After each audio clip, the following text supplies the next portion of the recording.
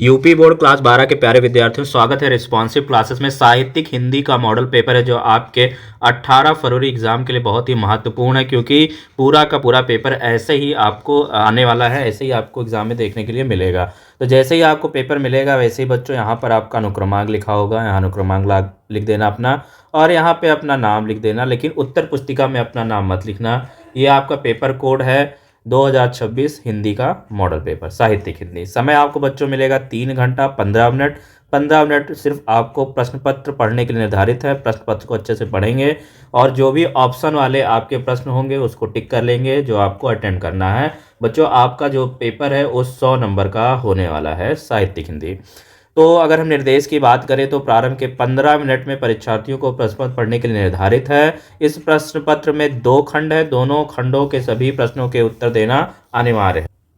तो बच्चों, इसमें आप इस प्रश्न पत्र में आपके 2 खंड है, खंड का और खंड खा। खंड का में 8 प्रश्न हैं, ठीक है, जिसमें पहले और दूसरे प्रश्न में एमसीक्यू है, बहुविकल्पीय प्रश्न है, जो कि पहले में 5 और दूसरे में 5, यानी 10 नंबर का आपका एमसीक्यू आएगा बहुविकल्पीय प्रश्न। तो सारे के सारे एमसीक्यूज यहाँ पे फंसेंगे जितने भी मैं मॉडल पेपर करा रहा हूँ। तो सभी लोग मॉडल पेपर को स्टार्ट करने से पहले सभी लोग वीडियो को लाइक कर लें, चैनल को सब्सक्राइब कर लें अगर आप वीडियो को पहली बार देख रहे हैं, ठीक है। अब खंड का के हम पहले प्रश्न को यहाँ पे देखेंगे। पूरा का पूरा पेपर मैं आंसर के साथ एक्सप्लेन करने वाला हूँ। यहाँ पे खंड का जो पहला प्रश्न है वो पहले का है, प्रेम सागर के लेखक हैं। कई बार मैंने क्वेश्चन लिया है क्योंकि इंपॉर्टेंट है आपका, ये एग्जाम में फंसेगा। प्रेम सागर के लेखक हैं इंसाअल्लाह खां। पहला ऑप्शन है आपका इंसाअल्लाह खां। दूसरा है राम प्रसाद बिस्मिल। तीसरा है लल्लू खां, लल्लू लाल। और चौथा है स्वामी दयानंद सरस्वती। तो प्रेम सागर के लेखक जो है वो लल्लू लाल है। ऑप्शन नंबर तीसरा आपका सही हो जाएगा। पहले का ख है श्रृंगार रस मंडन। बहुत इंपॉर्टेंट प्रश्न है। श्रृंगार रस मंडन के रचनाकार हैं नाभादास हैं, गोकुलनाथ हैं, बैकुंठनाथ हैं या फिर विट्ठलनाथ है। तो श्रृंगार रस मंडन किसके द्वारा लिखा गया है? विट्ठलनाथ के द्वारा लिखा गया। ऑप्शन नंबर चौथा आपका सही हो जाएगा। पहले का गा वाला प्रश्न देखेंगे। राजा शिव प्रसाद सितारे हिंद की रचना है। शिव प्रसाद सितारे हिंद की रचना है। राजा भोज का सपना, रानी केतकी की कहानी। तो कमेंट करके बताएंगे रानी केतकी की कहानी किसकी रचना है। बहुत इंपॉर्टेंट प्रश्न है।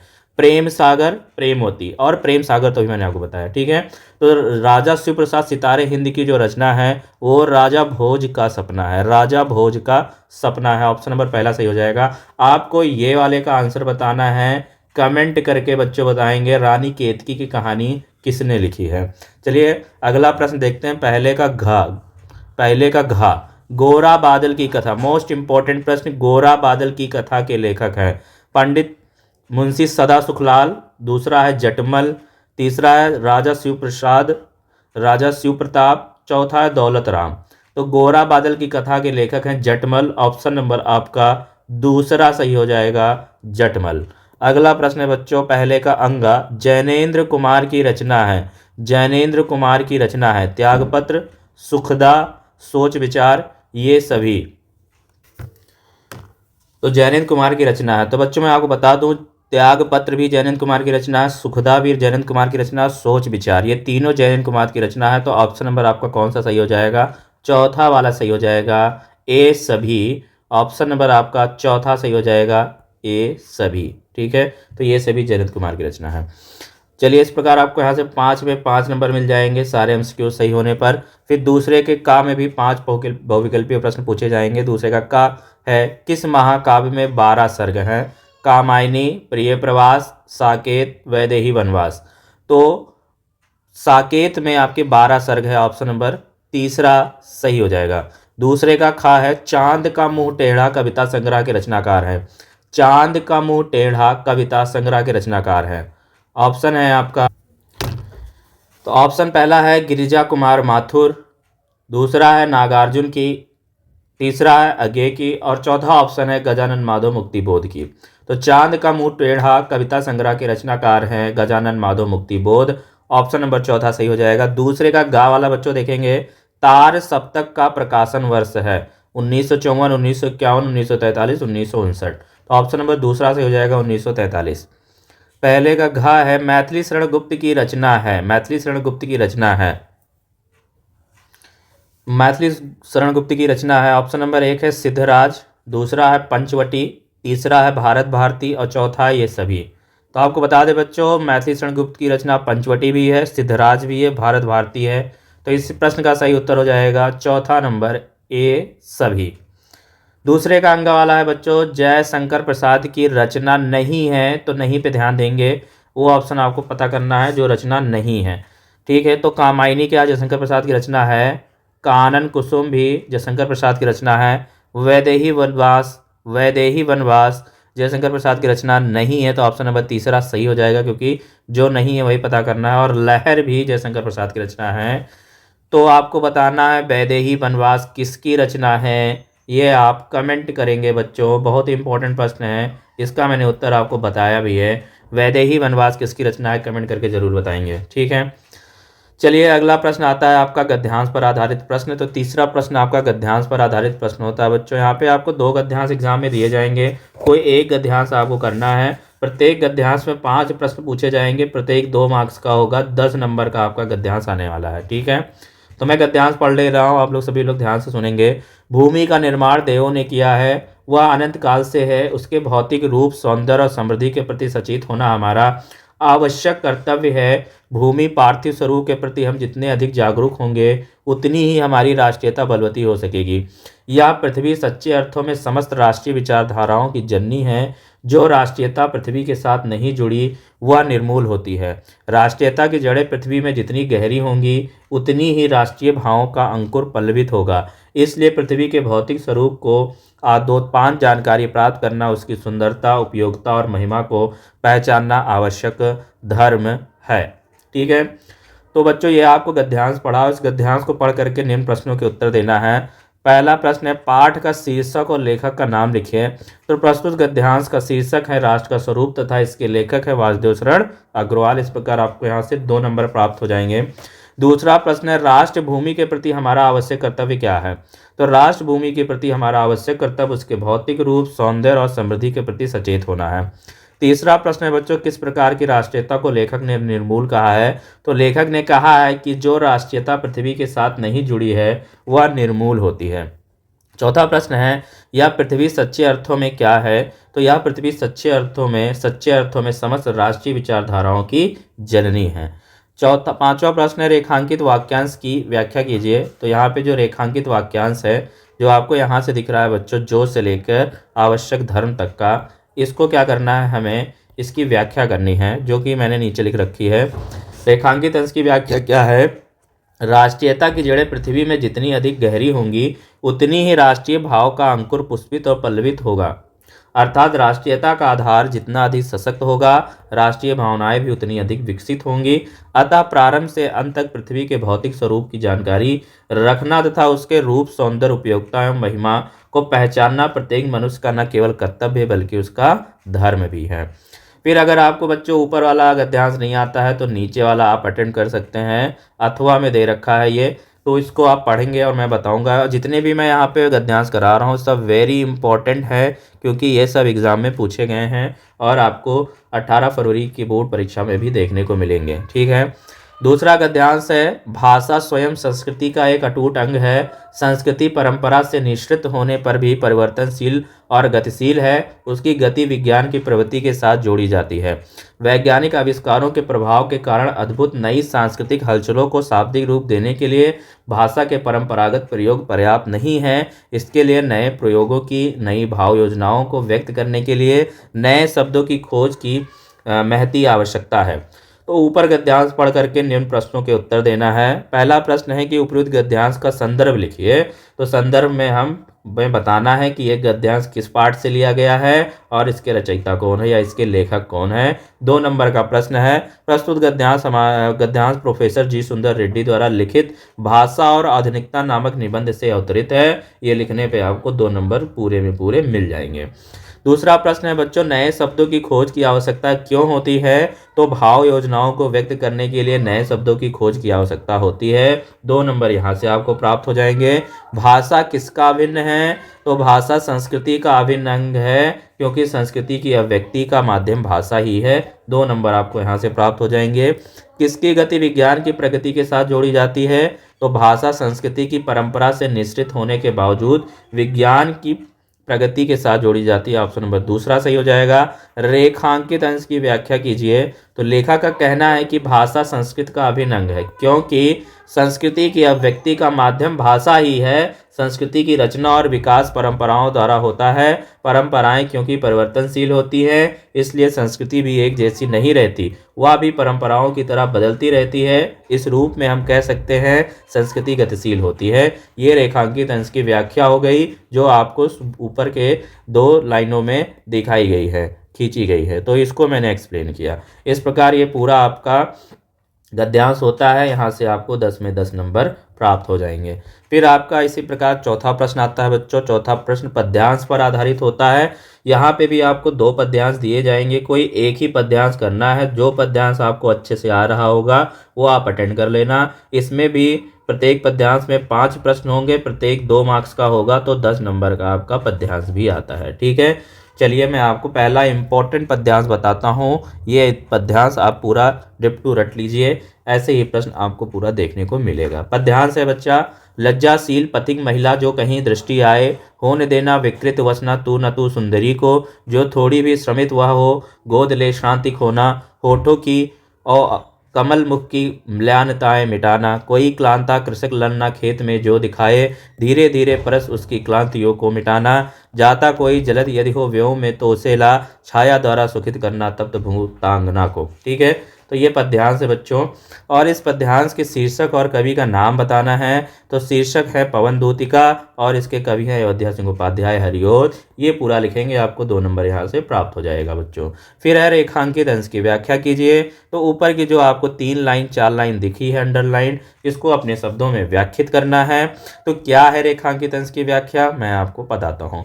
रेखांकित अंश की व्याख्या में कहा गया है, हे पवन, यदि तुझे मार्ग में कोई लाजवंती स्त्री दिखाई पड़े तो इतने वेग से न बहना कि उसके वस्त्र उड़कर अस्त व्यस्त हो जाए, उसका शरीर उखड़ जाए। यदि वह थोड़ी सी भी थकी दिखाई दे तो उसे गोद में लेकर अर्थात उसे चारों ओर से घेर कर उसकी थकान मिटा देना, जिससे कि उसके सूखे होठ और मुरझाया हुआ कमल सदृश मुख प्रफुल्लित हो उठे। ये हो गई इसकी व्याख्या। तीसरा प्रश्न है कि बच्चों राधा पवन दूतिका से राह में पथिकों के साथ कैसा व्यवहार करने के लिए कहती हैं। तो राधा पवन दूतिका से राह में पथिकों के साथ परोपकार का व्यवहार करने के लिए कहती है। फिर चौथा प्रश्न है, यहाँ से 2 नंबर और ऊपर वाले में भी, सब में 2-2 नंबर के, सारे 2-2 नंबर के हैं। चौथा प्रश्न है, राधा ने पवन दूतिका को पथिक कृषक स्त्री के ऊपर किसके द्वारा छाया करने को कहा है। तो राधा ने पवन दूतिका को थकित कृषक स्त्री के ऊपर मेघ द्वारा छाया करने को कहा है। 2 नंबर मिल जाएंगे।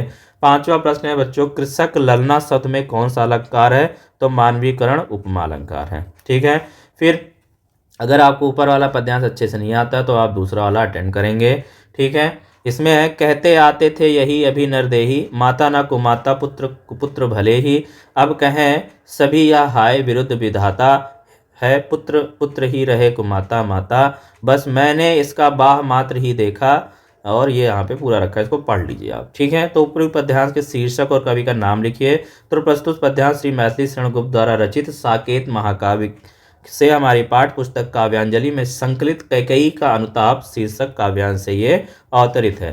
रेखांकित अंश की व्याख्या क्या है। तो आपको बच्चों जो यहाँ पे दिख रहा है 1, 2, 3 और 4 लाइन, इस 4 लाइन को व्याख्या करनी है। ठीक है, रेखांकित अंश व्याख्या में है कि कैकेयी श्री राम से कहती हैं कि आज तक मनुष्य यही कहते आए थे कि पुत्र कितना ही दुष्ट क्यों न हो, परंतु माता उसके प्रति कभी भी दुर्भाव नहीं रखती है। अब तो मेरे चरित्र के कारण लोगों का इस उक्त पर से विश्वास हट जाएगा, इस उक्ति पर से विश्वास हट जाएगा और संसार के लोग यही कहा करेंगे कि माता दृष्टापूर्ण व्यवहार कर सकती है, परंतु पुत्र कभी कुपुत्र नहीं हो सकता। ये इसकी व्याख्या हो गई। 2 नंबर आपको यहाँ से मिलेंगे।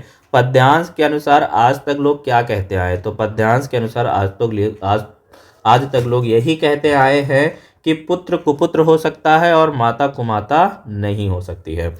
फिर देखिए बच्चों, चौथा प्रश्न है, किसने प्रायश्चित किया है कि मैंने पुत्र का कोमल शरीर ही देखा, उसका दृढ़ हृदय नहीं देखा है। तो कई ने प्रायश्चित किया है कि मैंने पुत्र का कोमल शरीर ही देखा है, उसका दृढ़ हृदय नहीं देखा है। 2 नंबर यहाँ से बच्चों मिलेंगे आपको। फिर 5वां प्रश्न है बच्चों, निम्नलिखित में से किसी एक लेखक का साहित्यिक परिचय देते हुए उनकी कृतियों का उल्लेख कीजिए।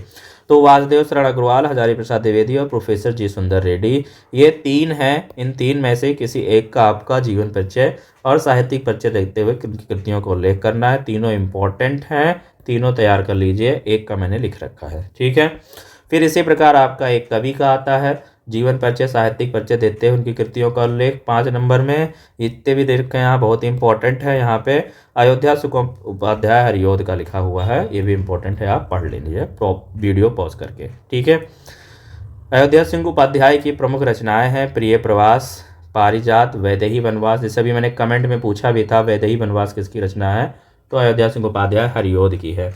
प्रेम कांता, अधिखिला फूल, ठेठ हिंदी का ठाठ, रुक्मणी परिणय। फिर आपका छठा प्रश्न आता है बच्चों, पंचलाइट अथवा बहादुर कहानी का सारांश लिखिए। ध्रुव यात्रा अथवा लाठी कहानी का उद्देश्य पर प्रकाश डालिए। तो यहाँ पे हमने जो लिया है लाठी कहानी लिया है, लाठी कहानी का उद्देश्य यहाँ पे लिख रखा है, इसको आप पॉज करके पढ़ लीजिएगा। लाठी कहानी का मुख्य उद्देश्य ग्रामीण समाज की यथार्थ स्थिति और उसमें व्याप्त सामाजिक अन्याय को उजागर करना है। लेखक ने इस कहानी के माध्यम से गाँव के गरीब, अशिक्षित और शोषित वर्ग के जीवन संघर्ष को मानविक रूप में प्रस्तुत किया है। कहानियाँ दर्शाती है कि किस प्रकार समाज में कमजोर लोगों, विशेषकर स्त्रियों को शोषण और अपमान और अत्याचार सहने पड़ते हैं। लाठी का चरित्र नारी की विवशता, सहनशीलता और त्याग का प्रतीक है, जो सामाजिक रूढ़ियों और अन्याय के सामने विवश होकर झुक जाती है। साथ ही यह कहानी मानवीय संवेदनाओं को जागृत करती है और पाठकों के मन में करुणा तथा सहानुभूति उत्पन्न करती है। लेखक का उद्देश्य केवल समस्या दिखाना नहीं बल्कि समाज को जागरूक करना भी है, ताकि लोग अन्याय, अंधविश्वास और अमानवीय परंपराओं के विरुद्ध सोचें और सामाजिक सुधार की दिशा में कदम बढ़ाएं। इस प्रकार लाठी कहानी समाज की सच्चाइयों को सामने लाकर मानवता और सामाजिक चेतना को मजबूत करने का संदेश देती है। इस प्रकार आपको 5 नंबर यहाँ से प्राप्त हो जाएंगे। फिर बच्चों यहाँ पे 7वां प्रश्न है, स्वपठित खंड काव्य के आधार पर किसी खंड के प्रश्न का उत्तर दीजिए। तो जो भी खंड काव्य आप पढ़ रहे हैं उस खंड काव्य के आधार पर एक प्रश्न आपको चूज करना है। तो खंड काव्य से आप 5 नंबर का प्रश्न तैयार कर लीजिएगा। जैसे कि यहाँ पे देखिए, त्यागपति, श्रवण कुमार, रश्मिरथी, मुक्ति यज्ञ और सत्य की जीत, और फिर है आलोक वृत्त। इसमें से कोई भी आप एक तैयार कर लेना।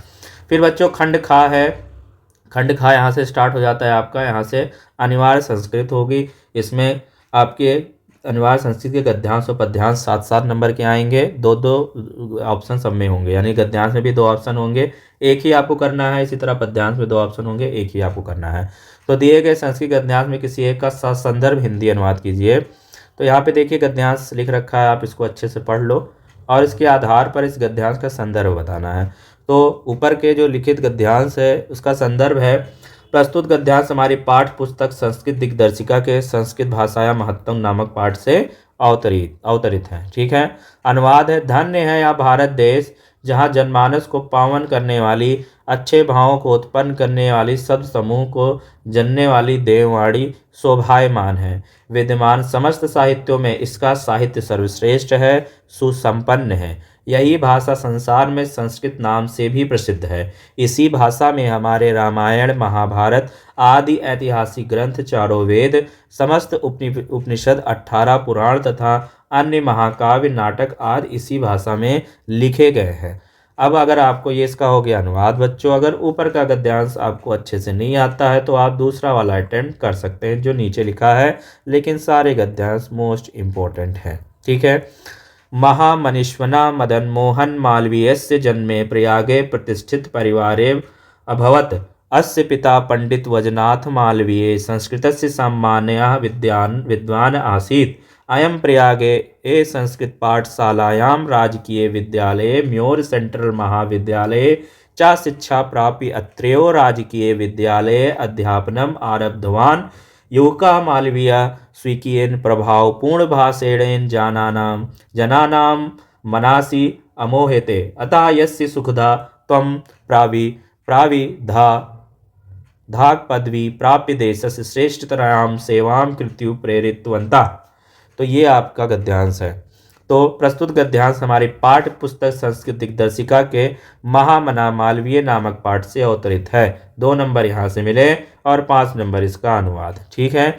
तो महामना मदन मोहन मालवीय का जन्म प्रयाग के एक प्रतिष्ठित परिवार में हुआ था। इनके पिता पंडित वज्रनाथ मालवीय संस्कृत के माननीय विद्वान थे। इन्होंने प्रयाग में ही संस्कृत पाठशाला, राजकीय विद्यालय तथा म्योर सेंट्रल महाविद्यालय में शिक्षा प्राप्त कर यहीं राजकीय विद्यालय में अध्यापन प्रारंभ किया। युवा मालवीय ने अपने प्रभावपूर्ण ओजस्वी भाषण से लोगों का मन मोह लिया, अतः इनके शुभचिंतकों ने इन्हें अधिवक्ता की पदवी प्राप्त कर राष्ट्र की श्रेष्ठतम सेवा करने के लिए प्रेरित किया। फिर बच्चों आपका खा वाला प्रश्न आता है, जिसमें आपको श्लोक का संदर्भ हिंदी में अनुवाद करना होता है। तो ये बहुत इंपॉर्टेंट श्लोक है, बहुत बार रिपीट हुआ, इसका अर्थ आपको पता होगा। और इसका संदर्भ जो है, ये श्लोक है सुखार्थिनो कुतो विद्या वाला, है ना, कई बार मैंने कराया भी है। पाठ पुस्तक संस्कृत के सुभाषित रत्नाल नामक पाठ से यह अवतरित है। अनुवाद यही है कि सुख चाहने वाले को विद्या कहाँ, विद्या चाहने वाले को सुख कहाँ। सुख की इच्छा करने वाले को विद्या त्याग देनी चाहिए और विद्या की इच्छा रखने वाले को सुख त्याग देना चाहिए। अथवा में है जल बिंदु निपातेन क्रमशः पूर्यते घटा सा हेतु सर्व विद्या धनम धर्म सिचा धन सिचा। तो ये भी सुभाषित रत्नाल नामक पाठ से लिया गया, संदर्भ कॉमन हो जाएगा। अनुवाद क्या है कि बूंद बूंद जल गिरने से, बूंद बूंद जल गिरने से क्रमशः घड़ा भर जाता है, यही सभी विद्याओं धर्म तथा धन का हेतु है। यहाँ कहने का तात्पर्य यह है कि कहने का तात्पर्य यह है कि विद्या धर्म एवं धन की प्राप्ति के लिए उद्यम के साथ साथ धैर्य का होना भी आवश्यक है, क्योंकि इन तीनों का संचय धीरे धीरे ही होता है। 9वां प्रश्न है, निम्नलिखित में से किन्हीं 2 प्रश्नों के उत्तर संस्कृत में दीजिए। तो आपको कोई 2 प्रश्न के उत्तर संस्कृत में देना है, ये आप तैयार कर लीजिए, यहाँ पे प्रश्न लिख रखा है। और 10वें में 3 प्रश्न पूछा जाता है बच्चों, क, ख और ग, रस, छंद और अलंकार से 6 नंबर का आता है। ये सभी ये आपका कॉमन है, पेपर में आपको देखने को ही मिलेगा, तो 6 नंबर ये तैयार कर लीजिए। और 9 नंबर का आप निबंध तैयार कर लीजिए, क्योंकि एक निबंध आपको लिखने के लिए आएगा। 10 निबंध को एक मैं करवाऊंगा, 10 को अच्छे से तैयार कर लो, आपका जरूर फंस जाएगा। फिर यहाँ पे 12 से आपकी संस्कृत ग्रामर स्टार्ट हो जाती है। नायिका का संधि विच्छेद होगा बच्चों, तो नायिका का संधि विच्छेद होगा नय प्लस अखा, ऑप्शन नंबर ए सही हो जाएगा। हरिश्चंद्र में संधि है तो विसर्ग संधि, ऑप्शन नंबर सी सही हो जाएगा। प्रेजिते का संधि विच्छेद है तो प्रा प्लस एजिते, ऑप्शन नंबर ए सही हो जाएगा। फिर निम्नलिखित में से किसी एक का विग्रह करके समास का नाम लिखिए। तो किसी एक का बताना है, मैं दोनों को बता दे रहा हूँ। नीलाम्बुजम में है कर्मधाराय समास और दशानन में है बहुव्रीहि समास, ठीक है। फिर आ जाइए 13वां प्रश्न, अपने छोटे भाई को, मतलब पत्र आता है आपको 8 नंबर का, ठीक है। तो 4-5 पत्र भी मैं आपको करवा दूंगा, आपका पत्र भी फंस जाएगा। 13वें में है कि अपने छोटे भाई को एक पत्र लिख लिए जो अपना समय व्यर्थ के कार्यों में बर्बाद कर रहा है और अपने अध्ययन के प्रति सचेत नहीं है। या फिर इसके साथ ऑप्शन में है बच्चों कि विद्यालय की वाद विवाद प्रतियोगिता में प्रथम स्थान प्राप्त करने पर अपने छोटे भाई को बधाई देते हुए पत्र लिखिए। तो इसी को मैंने यहाँ पे लिखा है। सबसे पहले डालना यहाँ पे मेरे प्रिय छोटे भाई या प्रिय छोटे भाई, सप्रेम नमस्ते। या जानकर मुझे अत्यंत हर्ष हुआ कि तुमने विद्यालय की वाद विवाद प्रतियोगिता में प्रथम स्थान प्राप्त किया है। तुम्हारी इस शानदार उपलब्धि पर मैं तुम्हें हृदय से बधाई देता हूँ। यही सफलता तुम्हारी कड़ी मेहनत, आत्मविश्वास और निरंतर अभ्यास का परिणाम है। तुमने जिस स्पष्टता, तर्क शक्ति और प्रभावशाली ढंग से अपने विचार प्रस्तुत किए, उसी ने तुम्हें यह सम्मान दिलाया। तुमने न केवल अपने विद्यालय का बल्कि पूरे परिवार का नाम भी रोशन किया है। मुझे पूर्ण विश्वास है कि यदि तुम इसी लगन और अनुशासन के साथ आगे बढ़ते रहे तो भविष्य में भी अनेक सफलताएं तुम्हारी कदम चूमेंगी। ईश्वर से मेरी यही प्रार्थना है कि वह तुम्हें सदैव उन्नति के पथ पर अग्रसर रखे और तुम अपनी जीवन में उच्च लक्ष्य प्राप्त करो। घर आकर अपनी जीत की कहानी विस्तार से सुनाना। एक बार ढेर सारी शुभकामनाएं। फिर बच्चों यहाँ पे अपना नाम लिख देना, तुम्हारा भैया या बहन जो भी नाम है, तो अपना नाम मत लिख देना, यहाँ पे लिखना क, ख और ग, ठीक है। फिर 14वां प्रश्न आता है बच्चों, निम्नलिखित में से किसी एक शब्द के धातु एवं प्रत्यय का योग स्पष्ट कीजिए। तो लिखिता, लिखित्वम और दृष्टव्य में लघुत्तम में त्वा प्रत्यय है। और यहाँ पे देखिए बलवान में वतुप प्रत्यय है, ठीक है। रेखांकित अंश में किसी एक पद में विभक्ति और संबंधित नियम को उल्लेख कीजिए। तो ग्रामम अभिता में, अभिता में द्वितीय विभक्ति है, चारों ओर जहाँ पे होता है ना, चारों ओर आता है वहाँ पे द्वितीय विभक्ति होता है, ठीक है। तो इस प्रकार आपका पेपर आपको एग्जाम में देखने को मिलेगा। बहुत ही इंपॉर्टेंट पेपर है। एक बार से वीडियो को लाइक करेंगे, चैनल को सब्सक्राइब करेंगे। मिलते हैं नेक्स्ट वीडियो में, तब तक के लिए नमस्कार, जय हिंद।